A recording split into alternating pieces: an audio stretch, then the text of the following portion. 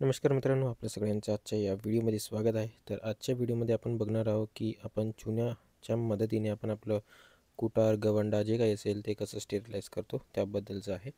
तर आजचा व्हिडिओ मी स्टार्टिंगपासून पूर्ण दाखवतो आहे. तर सगळ्यात आधी आपण आपल्या शेगडीवर एक गंज मांडला आहे. तुम्ही कुठला पण गंज घेऊ शकता, स्टीलचा, जर्मनचा, जे कुठलं असेल तुमच्याकडे अवेलेबल तो.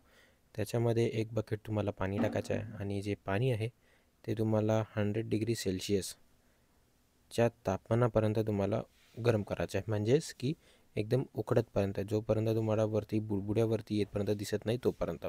ठीक आहे. तर तो आपण गरम होऊ देऊ. तोपर्यंत आपण आता जो आपला ड्रम आहे 200 लिटरचा, त्या 200 लिटर ड्रममध्ये आपल्याला पाणी भरायचं आहे. 75 to 80% पाणी भरायचं आहे.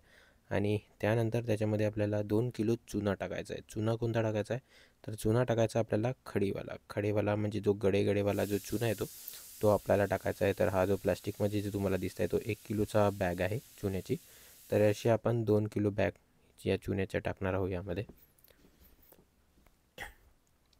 1 किलो आपला टाकून झालेला आहे. आता आपण दुसरा किलोचा एक घ्यायचा आणि तो परत टाकायचा. हे बघा, त्याला स्टॅपलरच्या याच्याने हे केलेलं होतं, तर त्याला काढून आपण दुसरा पण आपला टाकून झालेला आहे आता. तर हे टाकून झाल्यानंतर आपल्याला काय करायचं आहे की एक रॉड घ्यायचं किंवा मग एक काडी वगैरे घ्यायची आहे आणि त्याच्या साह्याने आपल्याला हा जो पाणी आहे हा पाणी पूर्ण क्लॉकवाईज डायरेक्शनने, बघा आम्ही एक रॉड घेतला आहे, क्लॉकवाईज डायरेक्शनने आपल्याला याला फिरवून पूर्ण ते पाणी फिरवून घ्यायचं आहे. कमीत कमी याला 2-3 मिनटं तुम्ही फिरवा.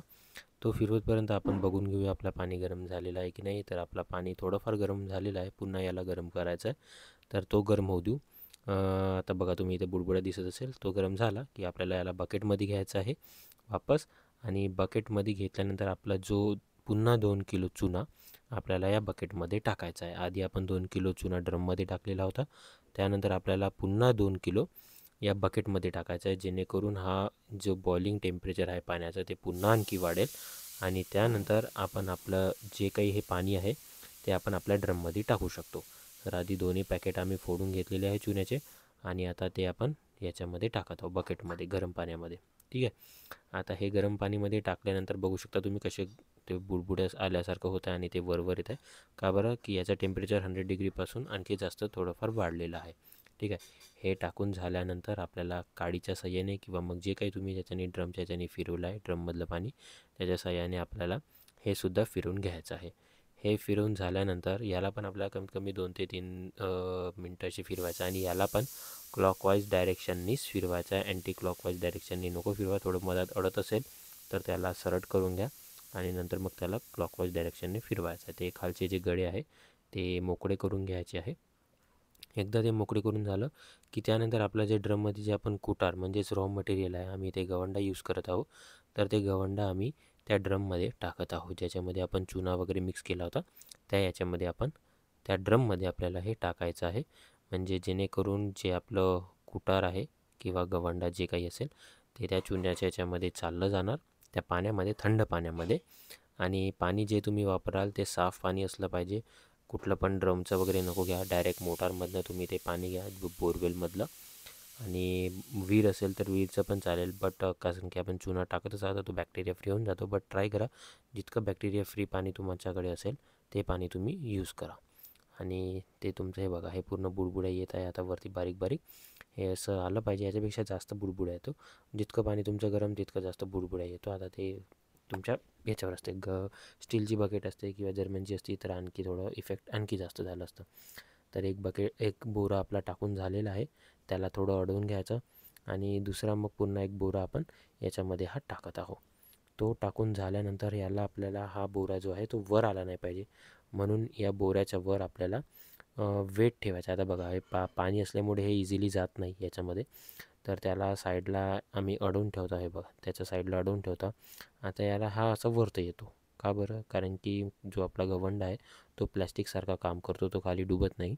तर त्यामुळे आम्ही काय करणार की काडी किंवा मग विटा वगैरे असते ना, त्याच्याने याला वेट देऊन याला दाबून ठेवून द्यायचा.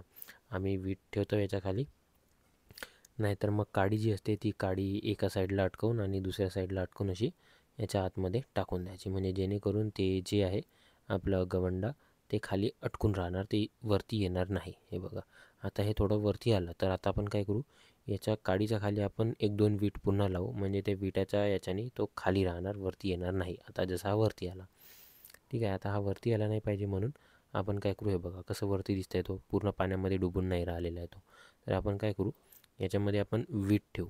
त्याआधी आपण बघा वीट वगैरे ठेवलेलं आहे आपण, आणि त्यानंतर मग जे चुन्याचं आपलं पाणी आहे ते टाकतो. आता बघा याच्यामध्ये थोडं पाणी जास्त झालेलं आहे, जे आपण चुन्याचं टाकतो ना नंतर 1 बकेट. त्याच्या आधी आपण जे कुटार वगैरे टाकलेलं आहे त्याच्यामुळे पाणी थोडं जास्त झालं, तर थोडं पाणी आम्ही काढून घेतलं आणि नंतर मग जे चुन्यातलं पाणी होतं ते उरलेलं ते आपण वापस आपल्या कुटारवर टाकत आहोत. आता काही चुना याच्यामध्ये बघा वाफ कशी निघत आहे. आता काही चुना बकेटमध्ये खालच्या थराला बसून राहतो, तर त्यासाठी आपण काय करायचं की जे आपल्या ड्रममधलं पाणी आहे तेच घ्यायचं वापस आणि ते आपल्या कुटारावर टाकायचं आणि बकेट चांगली साफ करून घ्यायची तेव्हाचं तेव्हा. कारण जर आपण त्याच वेळी जर साफ नाही करू तर आपली बकेट जी आहे ती खराब होऊन जाणार, पूर्ण पांढरी पांढरी होऊन जाणार. जर तुम्ही दुसरी कुठे यूज करत असाल तर यूज करा किंवा नको करा, बट तुम्ही तुमचं सामान जे काही आहे ते क्लीन ठेवा. आता तेच आपलं ड्रममधलं पाणी घ्यायचं आणि आपली बकेट पूर्ण साफ करून घ्यायची, ठीक आहे. तर अशा पद्धतीने आपण आपलं जे रॉ मटेरियल आहे हे आपण लाईम म्हणजेच की चुन्याच्या माध्यमातून आपण आपलं पूर्ण जे मटेरियल आहे रॉ मटेरियल ते आपण साफ करू, म्हणजे बॅक्टेरिया फ्री करून घेत आहोत. तर याला किती दिवस ठेवायचं, याला कमीत कमी 12 ते 18 तास याच्यामध्ये डीप करून ठेवायचं.